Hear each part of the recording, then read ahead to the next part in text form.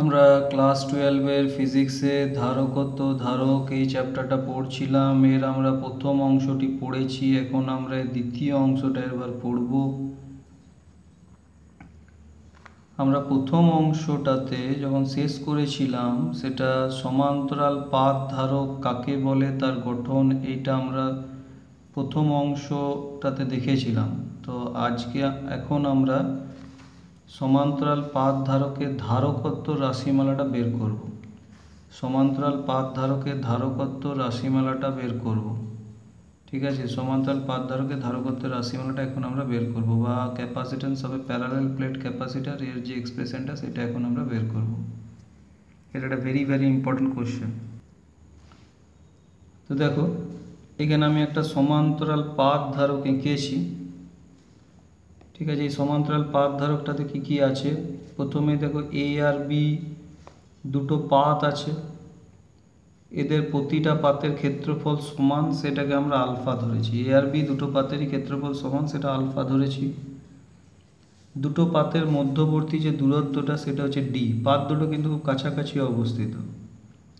ঠিক আছে, দুটো পাতের মাঝখানে একটা মাধ্যম আছে, সেই মাধ্যমের পরাবৈদ্যুতিক ধ্রুবকটাকে কে ধরা হয়েছে। পরাবৈদ্যুতিক ধ্রুবকটাকে কে ধরা হয়েছে। ঠিক আছে, এবারে এ পাতটাকে তড়িতাহিত করা হয়। এ পাতটাকে তড়িতাহিত করা হয়।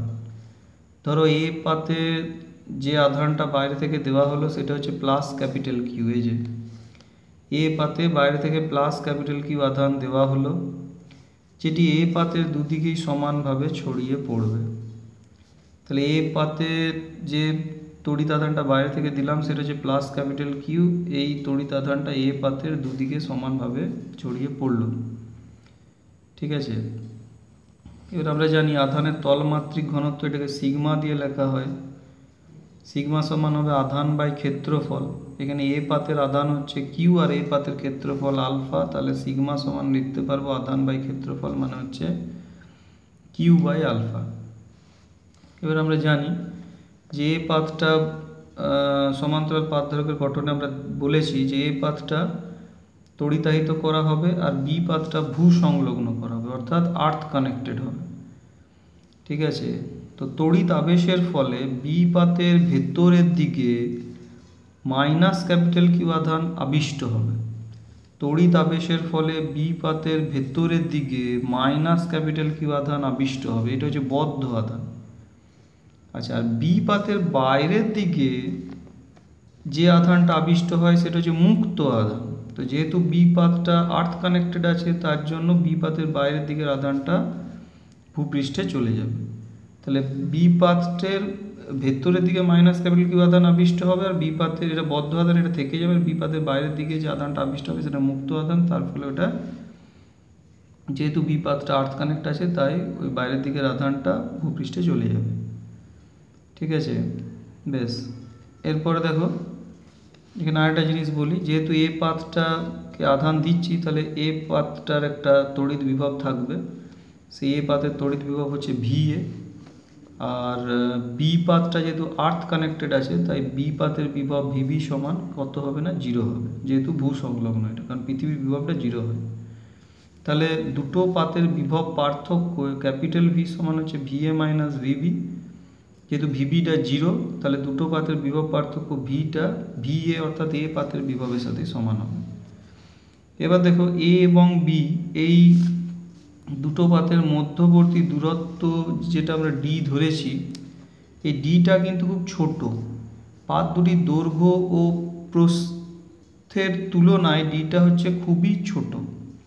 ঠিক আছে, এ এবং বির মধ্যবর্তী দূরত্ব ডি এর তুলনায় পাত দুটির দৈর্ঘ্য প্রস্থ বেশি হলে, মানে ডিটা পাত দুটোর দৈর্ঘ্য প্রস্থর তুলনায় যদি খুব ছোট হয়, তাহলে এই পাত দুটোর মধ্যবর্তী যে অঞ্চলটা, সেখানে সব বিন্দুতে তড়িৎ ক্ষেত্র প্রাবল্য ইটা স্থির বা কনস্ট্যান্ট থাকবে। এই অঞ্চলের সব জায়গাতে তড়িৎ ক্ষেত্র প্রাবল্য ইটা স্থির বা কনস্ট্যান্ট থাকবে, অর্থাৎ পাত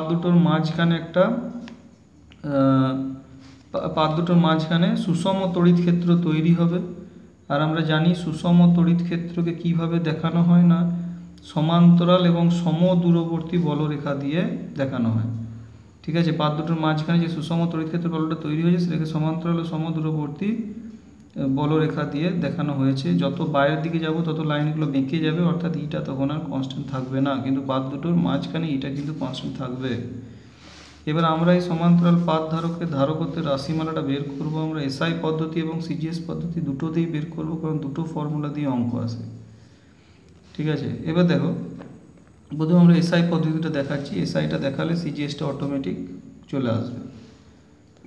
যে পাত দুটির মধ্যবর্তী সমস্ত বিন্দুতে তড়িৎ ক্ষেত্র প্রাবল্যের মান সমান হবে এবং এই মানটা আমরা লিখতে পারবো sigma by K epsilon zero. এটা কোথা থেকে লিখতে পাচ্ছি না, এটা কুলমের উপপাদ্য থেকে লিখতে পাচ্ছি। কুলমের উপপাদ্য থেকে আমরা জানি একটা পরিবাহীর নিকটতম বা পরিবাহীর নিকটস্থ বিন্দুতে তড়িৎ ক্ষেত্র প্রাবল্যর মান এসআই পদ্ধতিতে লেখা যায় sigma by K epsilon zero. তো ঠিক একইভাবে এ পাতটাকে যেহেতু তড়িদাহিত করা হয়েছে, তাহলে এ পাতের নিকটবর্তী বিন্দুতে তড়িৎ ক্ষেত্র প্রাবল্যের মান, এ পাতের নিকটবর্তী বিন্দু মানে এই যে নিকটবর্তী বিন্দুতে তড়িৎ ক্ষেত্র প্রাবল্যের মান এসআই পদ্ধতিতে আমরা লিখতে পারবো sigma by K epsilon zero. এবং যেহেতু এ আর বি দুটো পাত খুব কাছাকাছি, তাই পাত দুটোর মাঝখানে সব জায়গাতেই ই এর মানটা এসআই পদ্ধতিতে লেখা যাবে sigma by K epsilon zero. ঠিক আছে, তাহলে কুলমের উপপাদ্য অনুযায়ী এ পাতের নিকটস্থ বিন্দুতে তড়িৎ ক্ষেত্র প্রাবল্যের মান এসআই পদ্ধতিতে হবে sigma by K epsilon zero, কিন্তু এ আর বি যেহেতু দুটো পাত খুব কাছাকাছি, তাই এ আর বি দুটো পাতের মাঝখানে সব বিন্দুতে তড়িৎ ক্ষেত্র প্রাবল্যটা কুলমের উপপাদ্য অনুযায়ী এসআই পদ্ধতিতে কত হবে না equal to sigma by K epsilon জিরোই হবে। সিগমা আমরা আগেই বলেছি আধানের তলমাত্রিক ঘনত্ব, কেটা হচ্ছে মাঝখানের মাধ্যমের পরাবৈদ্যুতিক ধ্রুবক, আর এপসাইলন জিরোটা হচ্ছে বায়ু মাধ্যমের তড়িৎ ভেদ্যতা। এবারে পাত দুটোর বিভব পার্থক্য হচ্ছে ক্যাপিটাল ভি। তো আমরা জানি ই সমান ডিভি বাই ডিএক্স, এই ফর্মুলাটা লেখা যায়। তো সেই অনুযায়ী আমরা লিখতে পারবো E equals to V by D, E equals to DV by DX এটা লেখা যায় এখানে। সেই অনুযায়ী আমরা লিখতে পারবো equals to V by D. ভিটা হচ্ছে এ আর বি দুটো পাতের মধ্যে বিভব পার্থক্য, আর ডিটা হচ্ছে দুটো পাতের মধ্যবর্তী দূরত্ব। ঠিক আছে, তাহলে ভি সমান কত হচ্ছে ই ইন্টু ডি, ভি সমান ই ইন্টু ডি। এবারে ই এর যে এক্সপ্রেশনটা পেয়েছি sigma by K epsilon zero কুলমের উপপাদ্য থেকে, সেটা এখানে বস করে দিলাম ইন্টু ডি। তাহলে এই সমান্তরাল পাত ধারকটার ধারকত্ব সি সমান কত হবে এবারে কিউ বাই ভি, সি সমান কত হবে কিউ বাই ভি। ঠিক আছে, তো আমরা দেখো এখানে পেলাম যে আধানের তলমাত্রিক ঘনত্ব সিগমা সমান লেখা যাবে কিউ বাই আলফা, সিগমা সমান লেখা যাবে কিউ বাই আলফা। তাহলে কিউ সমান কত লিখতে পারবো সিগমা ইন্টু আলফা, কিউ সমান সিগমা ইন্টু আলফা। তাহলে কিউ এর জায়গাতে সিগমা ইন্টু আলফা বস করে দিলাম, আর ভি এর জায়গাতে এইটা sigma into D by K epsilon zero. ঠিক আছে, এখান থেকে কাটাকাটি করলে সিটা চলে আসবে K epsilon zero alpha by D, এখান থেকে কাটাকাটি করলে সিটা চলে আসবে K epsilon zero alpha by D. তাহলে দেখো এসআই পদ্ধতিতে এই যে সমান্তরাল পাত ধারক, তার ধারকত্ব রাশিমালা সি সমান হয়ে যাচ্ছে K epsilon zero alpha by D. কেটা হচ্ছে দুটো পাতের মাঝখানে যে মাধ্যমটা তার পরাবৈদ্যুতিক ধ্রুবক, এপসাইলন জিরো শূন্য মাধ্যমের তড়িৎ ভেদ্যতা, আলফাটা হচ্ছে এ আর বি দুটো পাতের ক্ষেত্রফল, ডিটা হচ্ছে ওই দুটো পাতের মধ্যবর্তী দূরত্ব। আচ্ছা, পাত দুটোর মাঝখানে যদি বায়ু মাধ্যম থাকে, বায়ু মাধ্যমের পরাবৈদ্যুতিক ধ্রুবক এটা 1 হবে, সেক্ষেত্রে সিটা চলে আসবে epsilon zero alpha by D SI পদ্ধতিতে। এইবারে আমরা সমান্তরাল পাত ধারকের ধারকত্ব রাশিমালাটা বের করব সিজিএস পদ্ধতিতে। ঠিক আছে, তো সিজিএস পদ্ধতিতে কুলমের উপপাদ্য অনুযায়ী এ পাতের কাছাকাছি বিন্দুতে তড়িৎ ক্ষেত্র প্রাবল্যের মান, এখানে যেমন এসআইতে লিখেছি sigma by K epsilon zero, সিজিএসে এইটাই লেখা যাবে 4 pi sigma by K. CGS এই মানটাই লেখা যাবে 4 পাই সিগমা বাই কে। কেটা হচ্ছে দুটো পাত দুটোর মাঝখানের মাধ্যমের পরাবৈদ্যুতিক ধ্রুবক, আর সিগমাটা হচ্ছে আধানের তলমাত্রিক ঘনত্ব। তাহলে যেহেতু এ আর বি দুটো পাত খুব কাছাকাছি, তাই এ আর বি দুটো পাতের মাঝখানে সব বিন্দুতে সিজিএস পদ্ধতিতে ই এর মানটা হবে 4 পাই সিগমা বাই কে। এবারে একইভাবে ই সমান এই যে ডিভি বাই ডিএক্স অনুযায়ী ই সমান ভি বাই ডি আমরা লিখলাম, তারপরে ভি সমান ইডি যেমন লিখেছিলাম এখানেও লিখলাম ভি সমান ই ইন্টু ডি।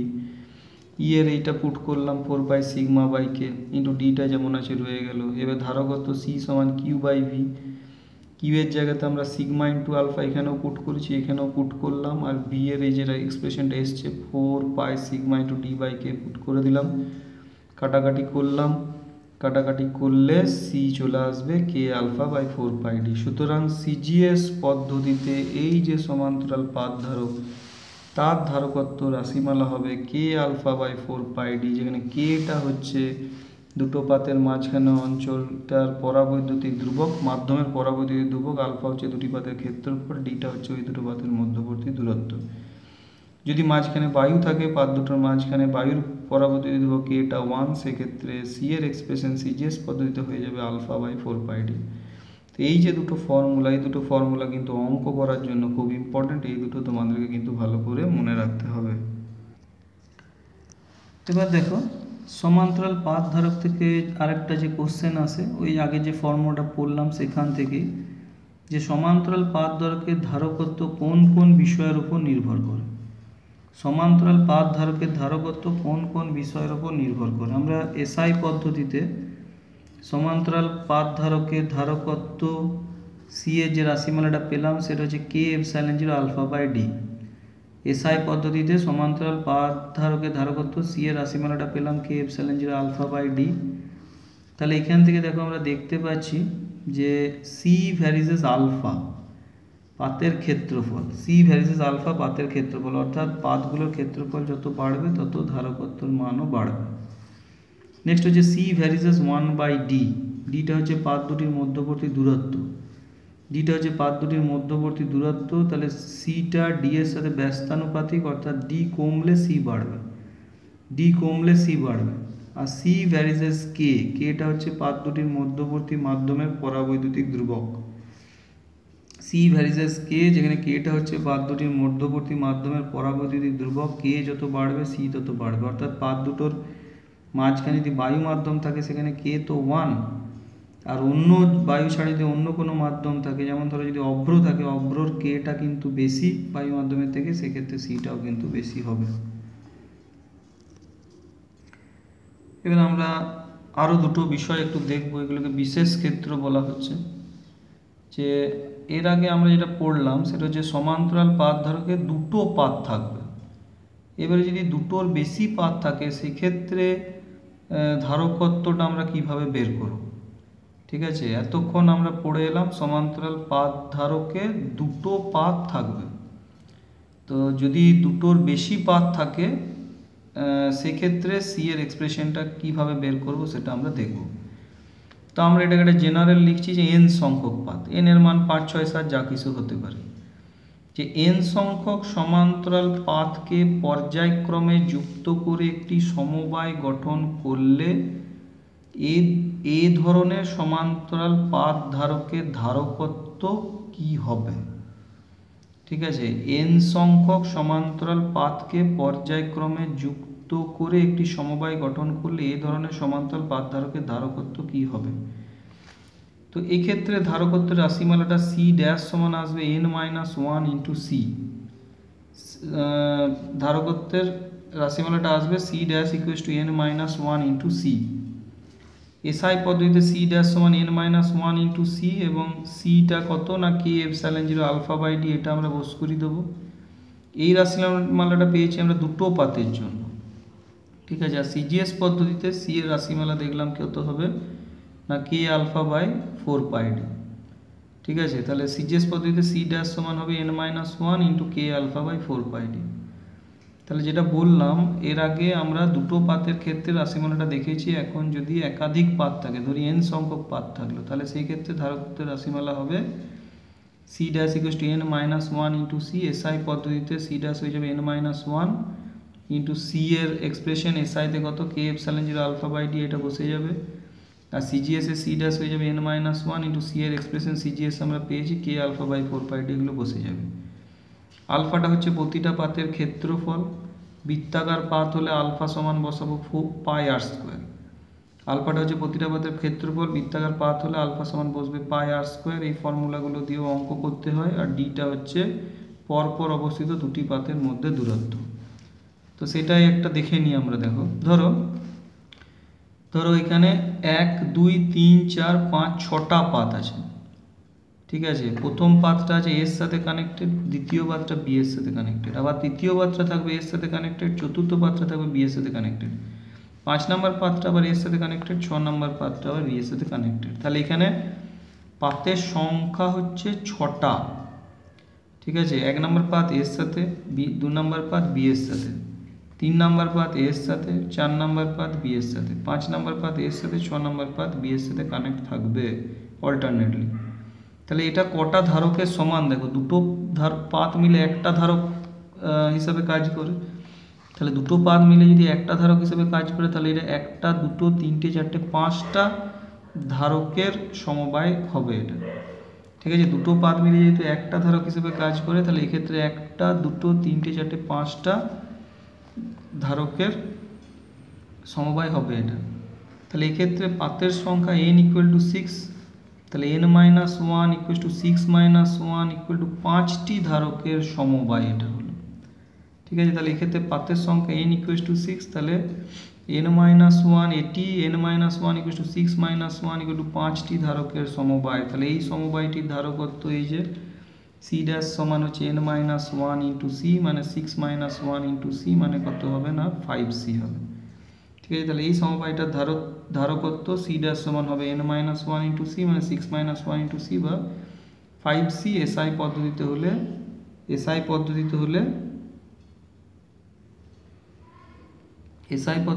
c এর জায়গায় আমরা বস করে দেবো k ε0 α/d, আর সিজিএস পদ্ধতিতে হলে c' সমান হবে 5 × c এর জায়গায় কত বসাবো k α/4πd বসাবো। এইভাবে অঙ্ক আসে করতে হবে। আচ্ছা, আরেকটা ইম্পর্টেন্ট বিষয় হচ্ছে আমরা এতক্ষণ দেখলাম যে দুটো পাতের মাঝখানে একটাই মাত্র মাধ্যম আছে, কিন্তু দুটো পাতের মাঝখানে একাধিক মাধ্যম থাকতেই পারে। তো সেই ক্ষেত্রে ধারকত্বটা আমরা কিভাবে বের করব? কি বললাম, এতক্ষণ আমরা দেখেছি দুটো পাতের মাঝখানে একটা মাধ্যম আছে, কিন্তু দুটো পাতের মাঝখানে যদি একাধিক মাধ্যম থাকে সেক্ষেত্রে আমরা ধারকত্বটা কিভাবে বের করব সেই ফর্মুলাটা এখন আমরা দেখে নিই। এটাকে বলা হয় মিশ্র পরাবিদ্যুৎযুক্ত সমান্তরাল পাত ধারকের ধারকত্ব। মিশ্র পরাবিদ্যুৎযুক্ত সমান্তরাল পাত ধারকের ধারকত্ব, ঠিক আছে। তো দেখো এ আর বি দুটো পাত, ঠিক আছে, এদের মধ্যবর্তী দূরত্বটা হচ্ছে ডি। এ পাতটাকে +q আধান দেওয়া হয়েছে, বি পাতের ভেতরের দিকে -Q আধান আবিষ্ট হয়েছে, আর বি পাতটা ভূ সংলগ্ন আছে। এবার ডিটাকে আমরা দুটো পার্টে ভেঙে নিয়েছি, একটা D1 আর D2। D1 বেদ যেটা, সেখানে যে মাধ্যমটা আছে তার পরাবৈদ্যুতিক ধ্রুবক হচ্ছে K1, আর D2 বেদ যেটা তার পরাবৈদ্যুতিক ধ্রুবকটা হচ্ছে কত না K2। তাহলে কি হলো, এ আর বি দুটো পাত, এ পাতকে +Q আধান দিয়েছি, বি পাতটা ভূ সংলগ্ন আছে, বি পাতের ভেতরের দিকে -Q আধান আবিষ্ট হবে। এ আর বি দুটো পাতের মধ্যবর্তী দূরত্ব ডি, একে দুটো পার্টে ভেঙেছি। D1 বেদ জুড়ে যে মাধ্যমটা আছে তার পরাবৈদ্যুতিক ধ্রুবক K1, D2 বেদ জুড়ে যে মাধ্যমটা আছে তার পরাবৈদ্যুতিক ধ্রুবক হচ্ছে K2। এর ধারকত্ব সিটা বের করতে হবে। তো আমরা এসআই পদ্ধতিতে সি এর এক্সপ্রেশনটা দেখলাম k ε0 α/d, ঠিক আছে। আমরা এসআই পদ্ধতিতে সি এর এক্সপ্রেশনটা দেখলাম k ε0 α/d।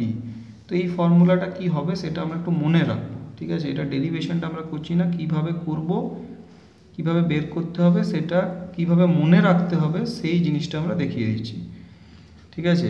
ডেরিভেশন করছি না, কিভাবে মনে রাখতে হবে ফর্মুলাটা সেটা আমরা দেখব। এসআই পদ্ধতিতে সি এর এক্সপ্রেশন হচ্ছে সমান্তরাল পাত ধারকের ধারকত্ব, সি এর এক্সপ্রেশন হচ্ছে k ε0 α/d। ε0 আলফাটাকে উপরে রাখলে নিচে আসবে d/k।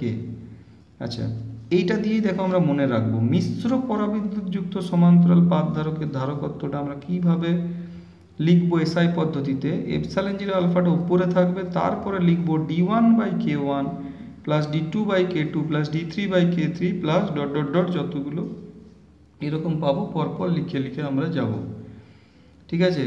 তাহলে এসআই পদ্ধতিতে সমান্তরাল পাত ধারকে ধারকত্ব সি এর রাশিমালা হচ্ছে K epsilon zero alpha by D. ঠিক আছে, তো এটাকে আমরা এপসাইলন জিরো আলফাটাকে উপরে রেখে নিচে লিখলাম ডি বাই কে। ঠিক আছে, তো এইটা হচ্ছে যদি একটা মাধ্যম থাকে সেই ক্ষেত্রে, আর যদি এরকম একাধিক মাধ্যম থাকে D1 বেধের জন্য পরাবিদ্যুৎ ধ্রুবক K1, D2 বেধের জন্য পরাবিদ্যুৎ ধ্রুবক K2, তাহলে এই ফর্মুলাটাই চেঞ্জ হয়ে আমরা যেটা পাবো এসআই পদ্ধতিতে সেটা হবে C = এপসাইলন জিরো আলফাটা উপরে রয়ে গেল, নিচে এই ডি বাই কে এর পরিবর্তে লিখতে থাকবো আমরা D1 by K1 plus D2 by K2 plus D3 by K3 plus dot dot dot. তাহলে এই প্রবলেমটাতে তো দুটো মাধ্যম আছে, তাহলে এই প্রবলেমটার জন্য অ্যান্সারটা কি হবে? এক্ষেত্রে C = হবে epsilon zero alpha divided by D1 by K1 plus D2 by K2। যেহেতু দুটো আছে, D1 বেধে K1 পরাবিদ্যুৎ ধ্রুবক আর D2 বেধের জন্য K2 পরাবিদ্যুৎ ধ্রুবক, তাহলে এক্ষেত্রে ফর্মুলাটা হয়ে যাবে আমার C = এপসাইলন জিরো আলফা উপরে রইল, D1 বাই K1 নিচে প্লাস D2 বাই K2।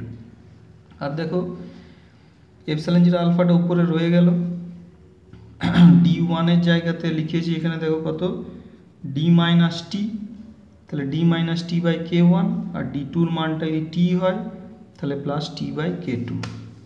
ঠিক আছে, তাহলে এপসাইলন জিরো আলফাটা রয়ে গেল, নিচে আসবে D1 বাই K1, D1টাকে D মাইনাস টি ধরেছি, তাহলে D minus T by K1 plus D2টাকে টি ধরেছি প্লাস টি বাই K2। এইভাবে মিশ্র পরাবিদ্যুৎ যুক্ত সমান্তরাল পাত ধারকত্ব আমরা বের করতে পারবো।